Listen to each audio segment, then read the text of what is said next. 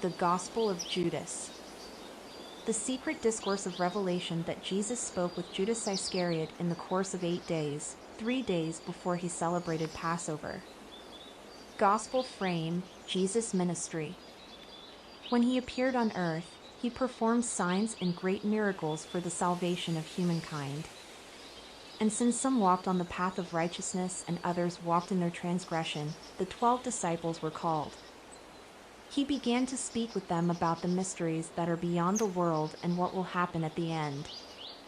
Oftentimes he would not disclose himself to his disciples, but when necessary, you would find him in their midst.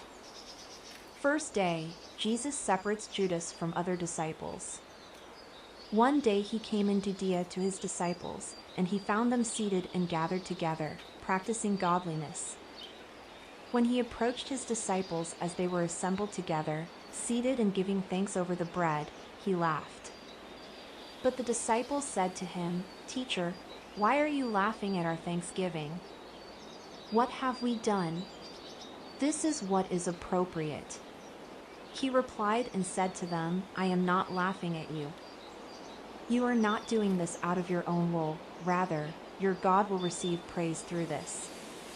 They said, "Teacher, you are the Son of God." Jesus said to them, "How do you know me?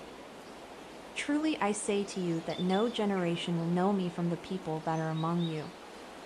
Now when his disciples heard this, they began to feel irritated and angry, and to blaspheme against him in their hearts. And Jesus, when he saw their senselessness, said to them, "Why has this agitation produced wrath? Your God who is within you and his powers have become irritated with your souls. Let the one who is strong among you people bring forth the perfect human being and stand before my face." And they all said, "We are strong." Yet their spirit could not dare to stand before him, except Judas Iscariot. He was able to stand before him, yet he could not look him in his eyes, but rather turned his face away. Judas said to him, "I know who you are and where you have come from. You have come from the immortal Aeon of Barbello and from the one that has sent you, whose name I am not worthy to utter." But Jesus, knowing that he was thinking of something lofty, said to him, "Separate from them, and I will tell you the mysteries of the kingdom, not so that you may go there, but that you may grieve greatly.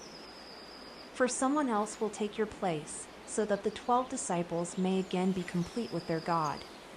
And Judas said to him, "When will you tell me these things?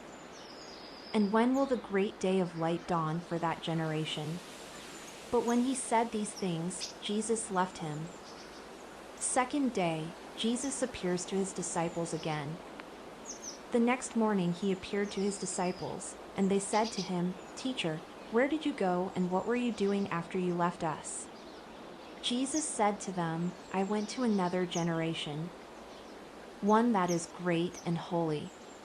His disciples said to him, "Lord, what is the great generation that is superior to us and holy, but is not in these eons?" When Jesus heard this, he laughed. He said to them, "Why are you pondering in your heart about the strong and holy generation?